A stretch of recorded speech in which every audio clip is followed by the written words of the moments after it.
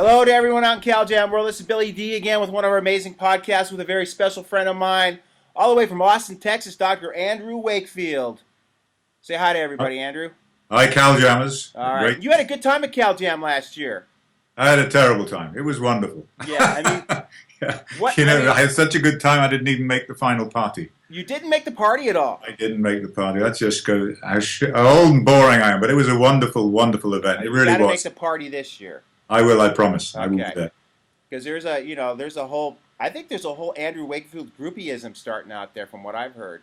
All right. Well, So I'm on my way. I'm packing my bags now. there you go. All right. So you've been bouncing around the country. You've got a new documentary out. What's the name of the documentary? The name of the documentary is "Who Killed Alex Sportolakis." Okay. And why don't you explain to our listeners who Alex Sportolakis is? This is an extraordinary story, Billy. It was a story of we went in as a reality TV show.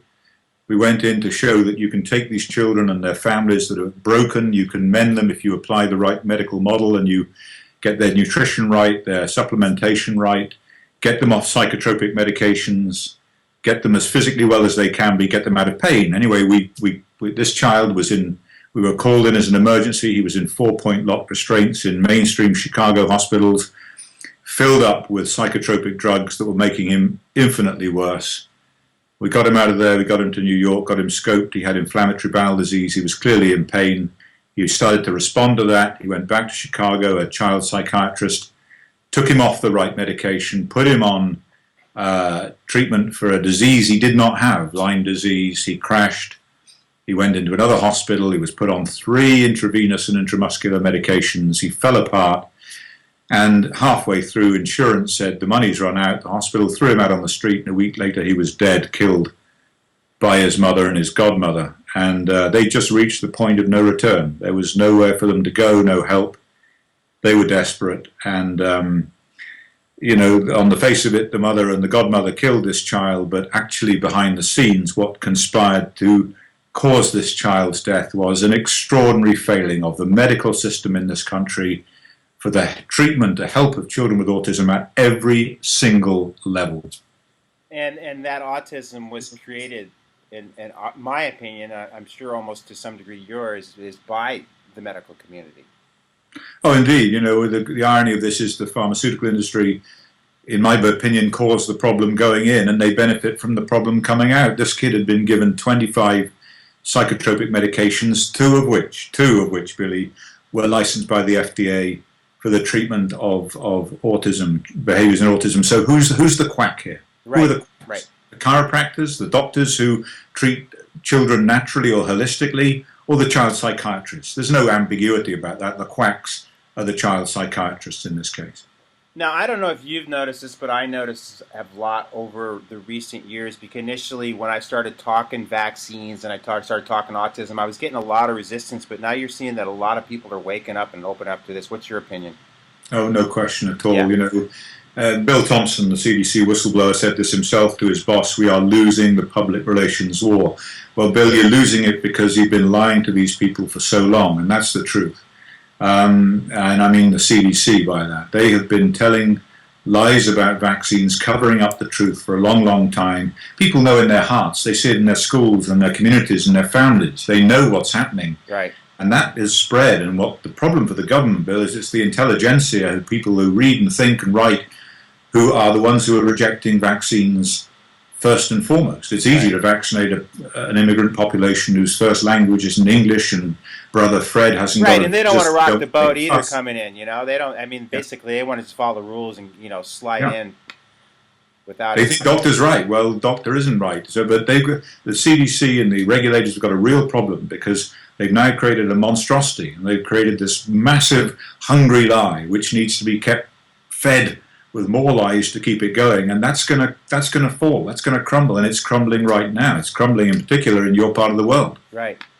And I mean, where I live in California, obviously we have the lowest vaccine rates of almost any part of the United States, and that's I think partly true because I really motivate other chiropractors and other health professionals, including a pediatrician that I work with. We really take a stance on this, and we get in our communities and tell the story. Now, you're bringing that movie out to CalJam this year. Yes, Who Killed Alex Sportolakis will play on the Sunday. We'd love the Cal Jammers to be there. Get up out of bed after the party, come on over, and we're going to be booking a local movie theatre to show that, probably as a matinee. So please do stay over and come to that movie. Okay, and the matinee has to be after 2, though, because we've got X-ray from 10 to 2 o'clock, so sometime after that. Okay. I think a lot of guys will probably still be getting up. They'll be a little bit, partied out from the night before, which is okay. It's okay to celebrate once in a while. So what else do you have going on as far as what you're doing to help get this message out? Well, the second documentary we're cutting at the moment is called A Feast of Consequences, and it's based on a statement or a quote from Robert Louis Stevenson, the famous Scottish author who wrote Treasure Island and Dr. Jekyll and Mr. Hyde. And he made the quote, stated the quote that once, sooner or later, we must all sit down to a feast of consequences, which sums up where the CDC are right now. It's the story of William Thompson, the whistleblower, and the data that they covered up specifically in relation to a 2004 paper linking MMR vaccine to autism, one that he's come out and disclosed, and one that will now lead to congressional hearings early next year. Now, you had mentioned to me earlier, too, that, the reason this whistleblower thing didn't hit mainstream media like it should, and I thought it was maybe possibly the fact that, we want to throw up these false flags like the Ebola hoax, which are thrown out there to distract people from other, obviously newsworthy documents. We stated earlier that, obviously the media is controlled by our friends at the pharmaceutical companies.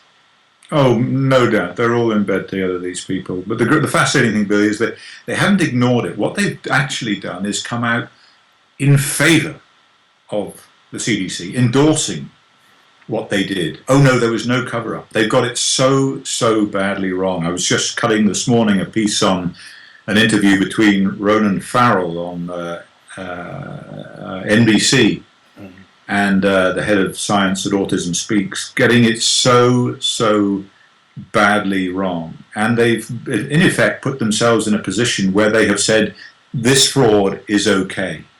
That is how far they've distanced themselves from the truth. And that's wonderful, actually, because it just characterizes exactly who these people are and what their agenda is. It's better than if they said nothing at all. They've actually taken the side of those who committed the fraud. Right. And if you pin your colour to that mast, well, you better be damn sure you're right. And I'm afraid they're not. Right. And there's so many holes in that dike, and it's leaking, and they're running out of fingers to put, to fill up those holes in the dike. It's just like it's only a matter of time that this becomes just obviously public knowledge, and I'm going to relish in that day because there's been so many people and so many groups, and there's been this. You get called quack a lot. I get called quack all the time, and it's not. It's because we're actually trying to help, and it's almost to a point where it's frustrating for me that I just want people to know the truth. It's not like I don't want you to vaccinate. I just want you to know that there's a certain high risk involved with it, and I don't really see a lot of upside benefit in it.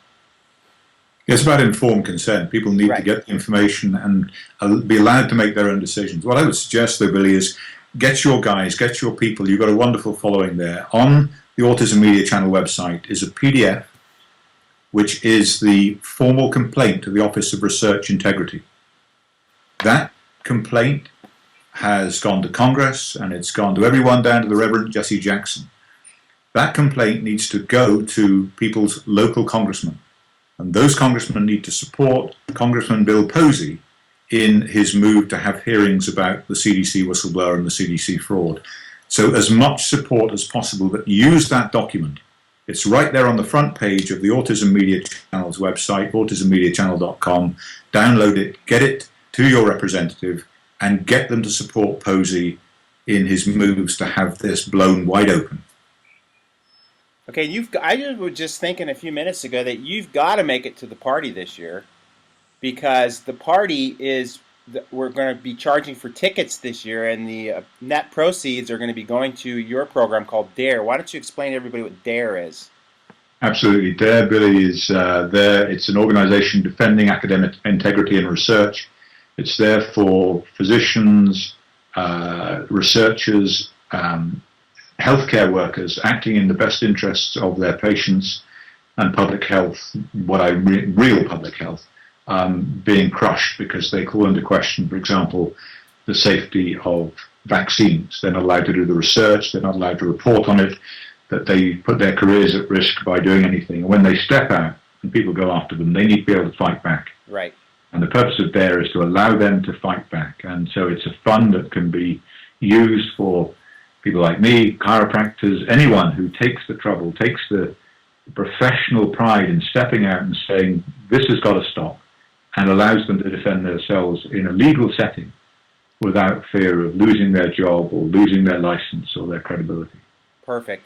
And not to change the subject, but there's a lot I want to cover right now. You were just recently introduced to the whole concept of chiropractic and how it can benefit autistic, well, basically all children, but especially autistic kids. What was your first impression about how chiropractic can help?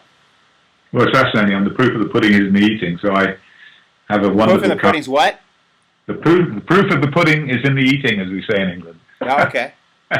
And so I went to a chiropractor with a wonderful chiropractor, Bart Patzer, here in Austin with Julia Pinkerton. We've talked about her before. Yep. And they've been looking after me and the family and doing a great job. And so I looked into this more and more. I'd written a paper about how brainstem injury is a fundamental part of the early neurological damage in autism, and then gave a talk the other day at the meeting in Washington. I think it was the International Chiropractors Association on how that brainstem injury, particularly in the base of the brainstem, might be amenable to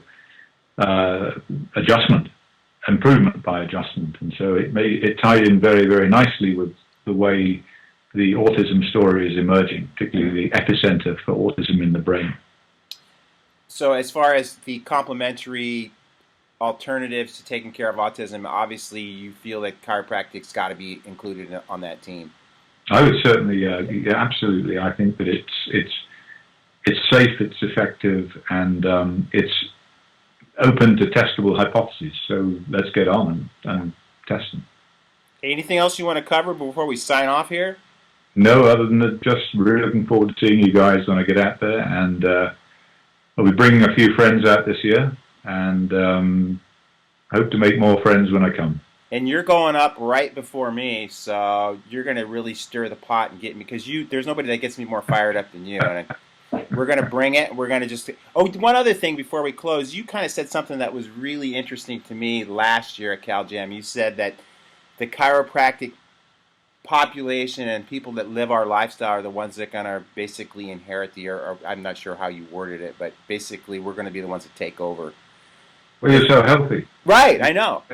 Whether you want to take it over or not, Billy, you're going to inherit. Yeah, exactly. We don't know. You and the Amish, you're going to. That's it. I was saying that people bring their kids to chiropractic meetings. I love that. They bring their babies, and you look at the babies, and the babies are so healthy. They're what babies should be like. Right. And it's terrifying because it makes you realize what the damage that's been done right. to so many other children. However, yeah. I mean, they've got a different radiance and a different aura about them that's hard to explain. But when you work with a lot of children, like I do in my practice, you see I can tell almost immediately if a kid's been vaccinated just by looking at them. They usually have dark circles, their skin's different color, and then you see kids that aren't vaccinated and they're just more alert, radiant, and it's just hard to describe the difference in kids that have led a kind of a more drug-influenced medical lifestyle than those that lead a more vitalistic, chiropractic, holistic lifestyle. It's not something I was looking for, but it was so glaringly obvious when I saw it is. You can't miss it. I just want to tell you how much I love and appreciate you. We're really, really looking forward to having you get me all stirred up before at CalJam, and we're going to take the message to the world and try to change this and turn this planet around. Wonderful, Billy. I will promise to make the party this year. Okay. You got to. You're. I'm there. All right. Just get your Okay. best wig, and it's okay to have a little fun once in a while too. I know we're serious about what we're trying to do as far as saving the world, but I'm serious about having a good time too. I like to laugh and celebrate and hang out with my peeps and enjoy life too. Wonderful. Let's do that. All right, brother. Thank you so much. I will Good to talk talk to to you. you soon. Great. Okay? Bye, Billy.